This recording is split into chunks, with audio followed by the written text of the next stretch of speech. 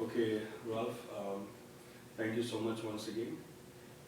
So, for the people who don't know you yet, right? Would you please introduce yourself for those people? Yeah, sure.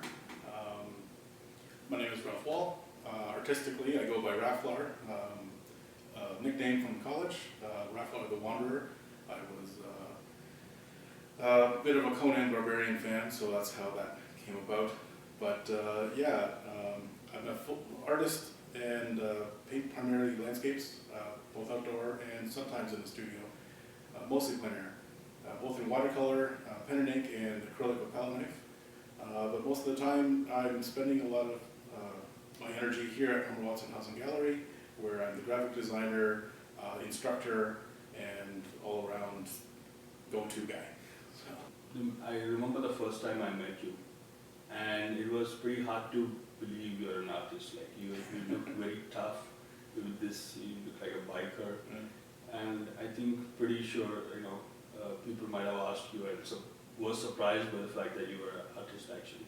Yeah, I get that a lot, especially in the beginning stage. I was always like doing watercolor, which is very delicate and dainty.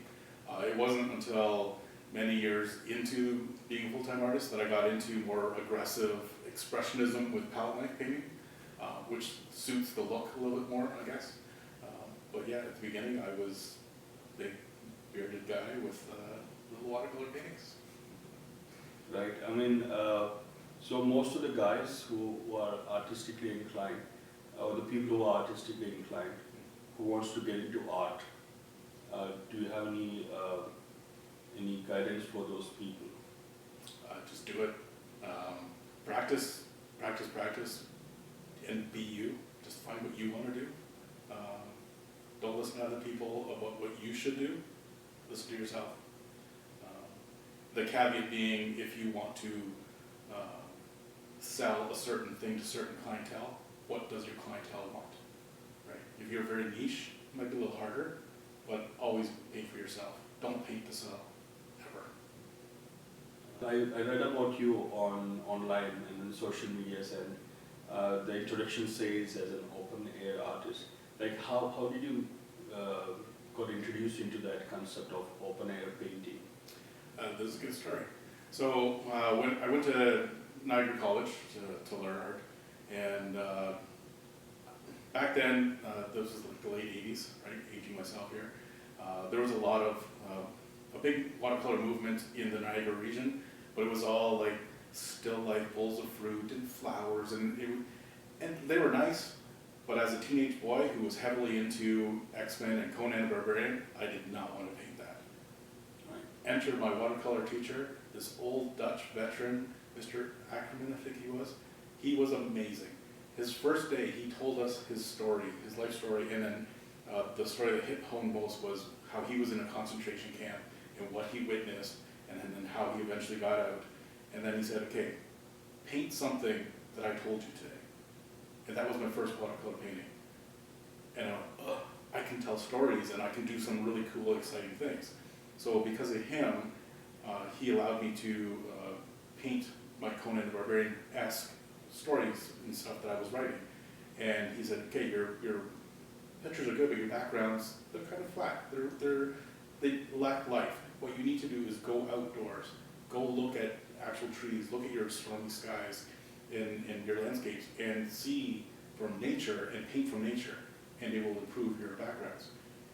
And then as I matured, became less of a teenager, I just fell in love with nature, and I was always outdoor painting, and I just absolutely loved it. So then I said, that's it. I don't want to paint from photographs because they're flat for me. I like the energy of being out there, just what does it feel like? You know, it's not what do I see, it's what do I feel, and I love interpreting that, right? The textures, the colors, the wind, the heat, the cold, whatever it is. This is what it's like to feel standing right there, and I love portraying that.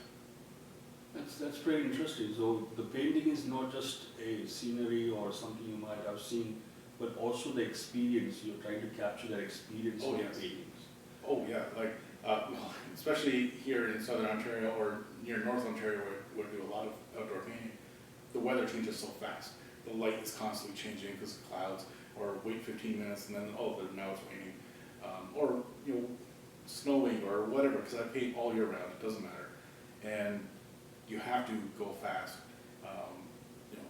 Sunsets, the best technique, thing that you can do, paint the sunset live. You have 10 minutes. 10 minutes. You cannot think. It's all instinct, it's all visceral, it's just go. It's amazing. I've done hundreds of them. I have about 10 or 15 that are good. The rest are garbage.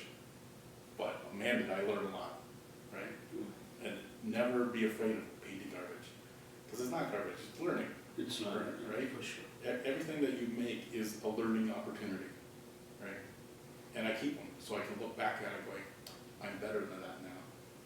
That's pretty good. So I didn't know this actually, and this is probably the first time I'm thinking, maybe the viewers also might have not thought about this, that when you're painting landscaping, time is of essence. Mm-hmm. And unless you move fast, then that thing is gone. It's in the past. Yeah. Is that right? Well, yes and no. So I find painting on plein air is actually easier mentally than painting from a photograph. And the reason being, from a photograph, you are constantly comparing every angle, every lighting, every single imperfection or that's on your painting versus this. And you're looking back, well, it's not the same.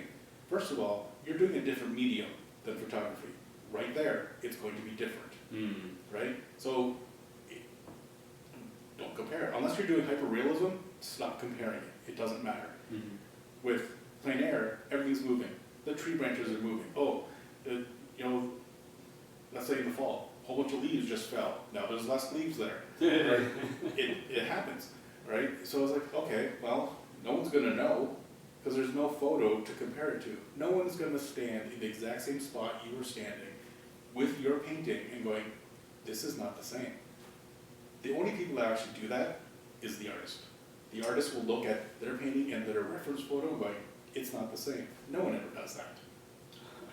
I guess there's a little bit of space where you can operate. Yeah, so, the expediency, everything changes. So you do paint fast. Like I'll take maybe an hour, hour and a half to do 8 by 10 or 11 by 14 watercolor painting. Obviously more time if it's bigger, but the urgency is good. Like especially if you're capturing. I did one on Grand Bend. I was up on the tier and the pier there, and I was looking at the storm coming in. It was just rolling into Lake Huron, and the waves were just getting bigger and bigger. And I'm like, I hope I finish this before it starts to hit the land. And I'm painting furiously because it was an amazing scene to paint. And I just got the last couple strokes in as the rain started. And on the painting, there's a couple raindrops that you can see in the watercolor. But it was like, it was a nice big one, about 2 feet wide. So it was beautiful. But it's just that sense of urgency, like, oh no, it's coming, go, right? Or you see, big clouds coming in, and you have this perfect, serene sunlight hitting these birch trees. You're like, I hope I capture this before those clouds come and ruin it, right? So yeah, there's always that sense of urgency, but that's part of the adventure. It's pretty good. I guess you got people excited now to go outside and do that painting in a rush. Oh yeah. I think normally people wouldn't have imagined that it is so fun to be outside and do this. Overnight painting. It's so fun. It's tranquil too, right? Like you're out there, you're in nature. Like who doesn't like going for a walk in nature or something, right? So even if you're in your own city parks, like we have here in Kitchener, we have a lot of awesome city parks that I like to go to. Monarch Woods, here in Natural Area, here at Homer Watson Park. Like up and down the Grand River, there's so many great places just to get away and you just go off the beaten path a little bit, set up, yeah, you might get an occasional visitor just being curious of what you're doing. If you're shy, hide yourself behind a tree. If you're not, let them go. I guess we have some things to do in summer, I guess, right now. Even in wintertime. Even in wintertime? I paint outdoors even in wintertime. Really? Yeah, Wow, you're a tough guy. It's not that bad. You wear a hat, you're good. Okay, if you have an interest and if you love it, then Yes, it's pretty good. exactly.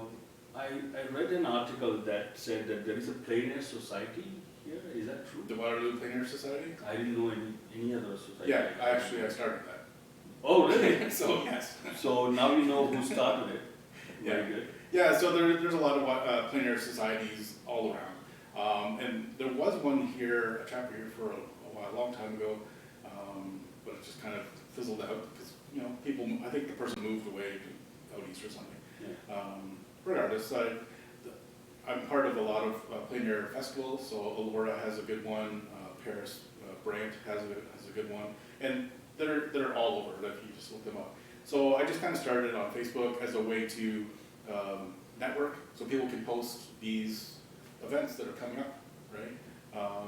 And it's not a big deal. It was just a little something for people to, where can I go to paint outdoors? Yeah. Or post pictures of, hey, I'm going to Huron Natural Area or Homer Watson Park or wherever painting. If anybody wants to join me, I'll be there Saturday, 10 a.m.